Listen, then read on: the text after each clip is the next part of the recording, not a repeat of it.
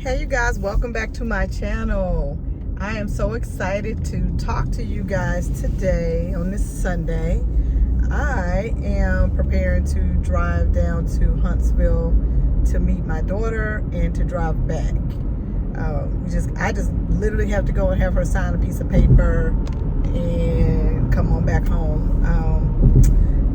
You guys, I think I wanted to just come in here and tell you, as we get up in age, I've been looking at my analytics and everything, and my expectation was to have a lot of people, between the ages of 40 and 50, men and women I have that actually view. But I don't know if you guys realize that every single day that we wake up, every moment could be your last. And I don't think that we put enough emphasis on the fact that we actually may have families. Some of us may not. And children. So back in February, I actually know the date, but back in February, we got the phone call that my kid's dad had passed away. Well, let me say that we didn't get the phone call. My daughter got a text message away at school by herself that her father had passed away. He passed away of cancer, which is just the worst thing ever. But the thing was, it wasn't like it was on our part an expected thing, because we knew he had it back in 2019. But at this point, we thought from the communications and things that we had that he was fine. I mean, he was living life. He was having a good time. He got remarried. He was doing good, But obviously, last December, he must have taken a decline in health. And for some odd reason, the kids didn't really know. I didn't know, of course, because I'm the ex-wife. And it's not, I'm not privy to it. Although I should be, because I have the kids. But whatever. It is what it is. But what we have come to realize with this whole situation is that, all the affairs were just not in place. And I don't know what happened. I know when he had first gotten diagnosed with cancer, he was diagnosed at that point with stage 4. That he had called me and he had like everything, all his ducks was in a row. Like, hey, I got this policy, that policy. I want the house to be paid off and given to the kids. I want to make sure that they get the house and things are done in order so they don't have any stress.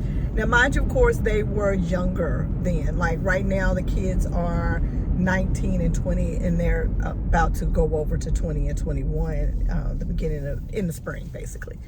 So we thought we had it all together, everything in place, all the policies and everything. And of course, he got on disability and he had to take retirement. He had been at his employment at his job for a number of years that he could get he could do early retirement. So he was in his 50s, so he could take the early retirement. Unbeknownst to me, because it's just really none of my business or whatnot, he did not really have his affairs in order. So the house that he had was basically our marital home. We built the house before we got married, which is a whole another thing that I think people need to understand. Versus us having a giant honeymoon, we decided we wanted to come back to a nice house, so we had one built.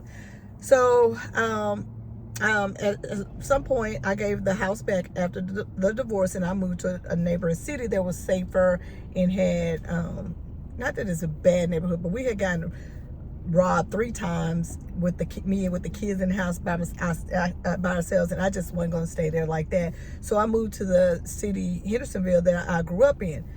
But anyway, so come to find out that the house, okay, so let me say it this way. I'm trying to be really particular. So when he got remarried, of course, when you get remarried, the spouse gets basically the assets, or in the state of Tennessee, they're entitled to all of it unless their sibling, unless there are children involved. So of course he has 2. a boy and a girl, both of them over the age of 18, so they would be privy to a third each. Now, there was a will that I'm gonna tell you how this God that we serve, the God that we serve, is so absolutely amazing. So what ended up happening was I ended up getting a phone call. We got a phone call from a attorney. Well, it wasn't an attorney. I think it was a real estate agency, like. And the lady got us on the phone. She was like, "Okay, this is after he passed. Okay, Miss Reese, I wanted to talk to Madison, which is my daughter, and Reese, about having, the house sold, because before their father passed, he was in the motions of selling the house, but we can't go through with it unless Madison and Reese sign off on the rights, basically, and allows his wife, I don't want to call it present, but I guess it'd be present one. His wife, she can't get the proceeds unless they sign. First of all, we didn't know nothing about it being sold. And she said, well, until last week, and they have been doing this since January. And mind you, he was on hospice care. He had gone in December, but he was in hospice care. And she's like, well, we didn't know that he actually had any living children, because no one ever told us that he had any living children. And I was like, oh, that's odd.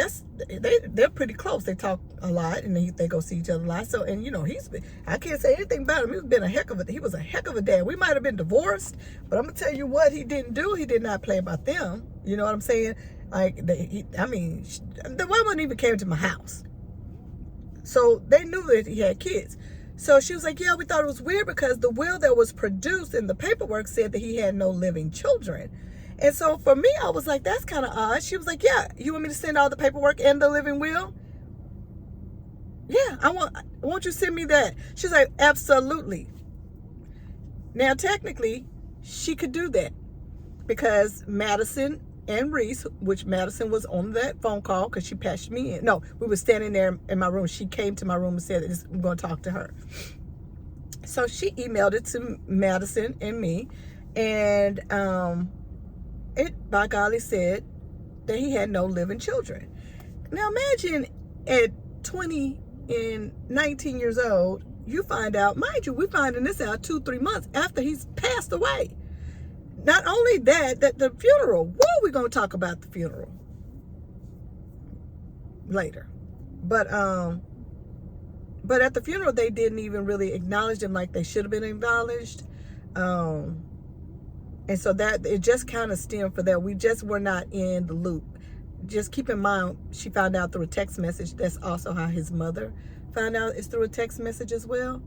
But so we looked at the paperwork, and the lady was like, just let us know, because we got to have everything done and signed by June. I think it was June 21st, 29th, sold and everything for the mortgage. And I was just like, that's crazy. So, me, I'm down. I believe in keeping an attorney. So that's what I did. I went and I went to the attorney and gave him the paperwork, because, we wouldn't have had that paperwork. We didn't know that it even existed. We would have never known any of this happened unless we had a title company. I'm a realtor.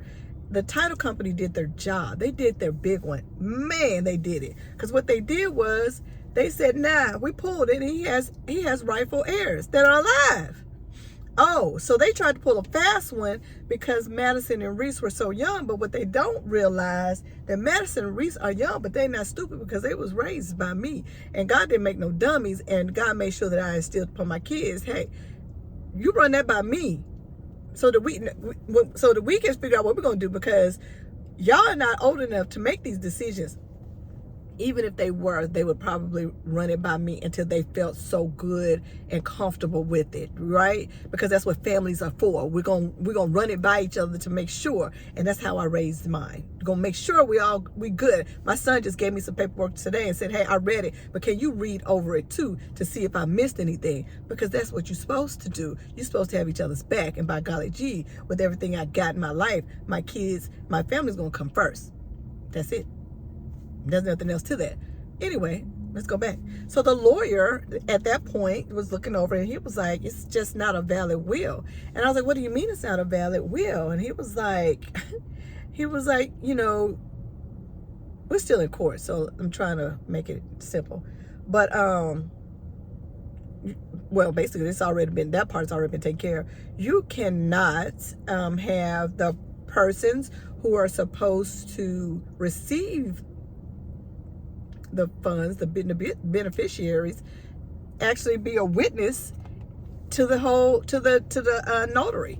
You can't be a witness when you're stand to gain financially from it. And you know, in that will, what we found was excuse me, it was that the children, which, you know, Madison and Reese, were basically not ever mentioned because they didn't exist. He had no living children. So his current wife and her daughter were the heirs of everything. And I do mean everything. So the wife would get it, and if she died, it would be passed down to her children. And so that was like a slap in the face to the kids. So I had to deal with that.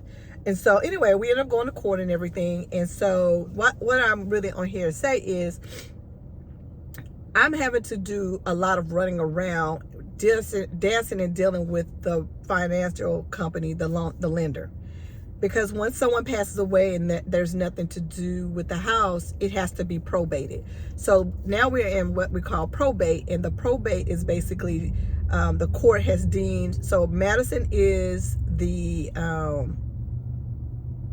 what is it called? She is the executor of the will. So she's the one to handle everything because, you know, she's 20, she can do it.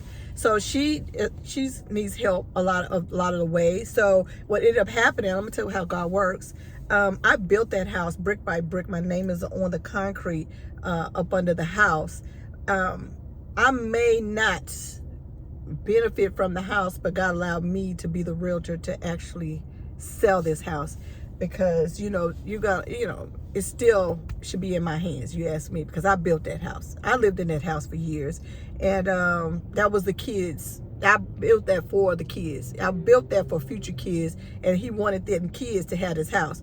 But unfortunately, because we found out he had no wills, no life insurances, anything like that, because when you leave your job, if you don't have outside insurance, you're basically left with nothing. And once you have like stage 4 cancer, no one's going to insure you. It's just not going to happen. So it wasn't buttoned up, and they're not old enough to be able to afford to refinance the house into their name, and they would still owe a third at market value to the third party, i.e. the wife.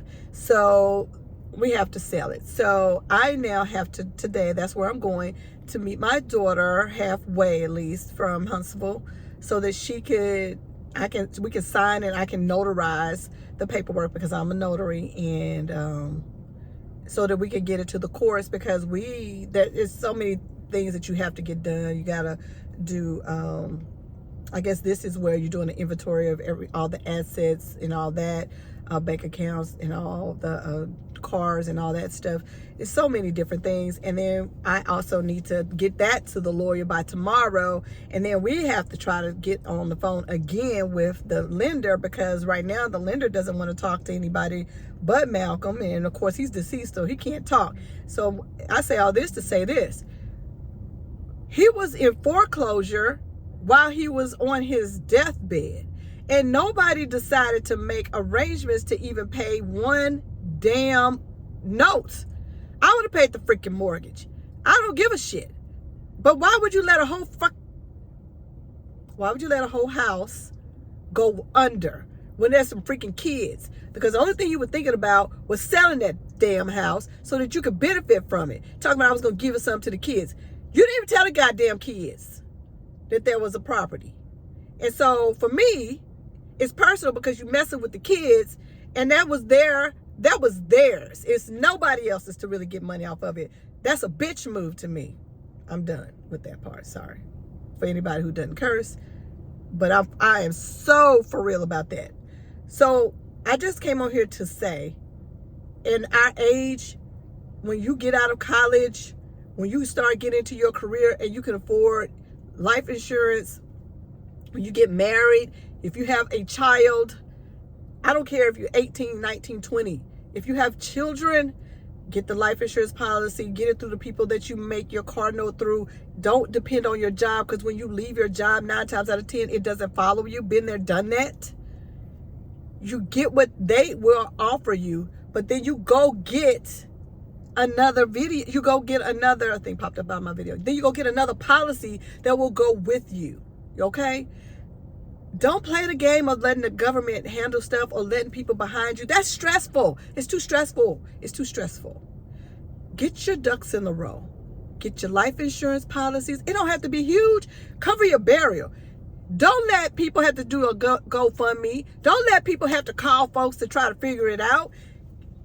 Go get your affairs in order. Put your stuff away in a book. Get a small safe. That I'm getting ready to get a safe.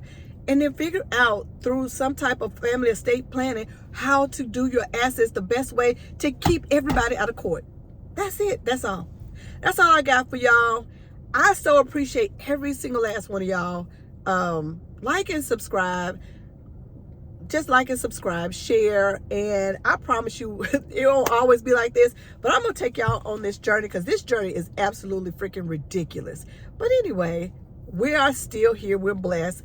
God has woke us up this morning so that we got another chance to make things right and to bless another person. And I hope that me explaining this to you has blessed you.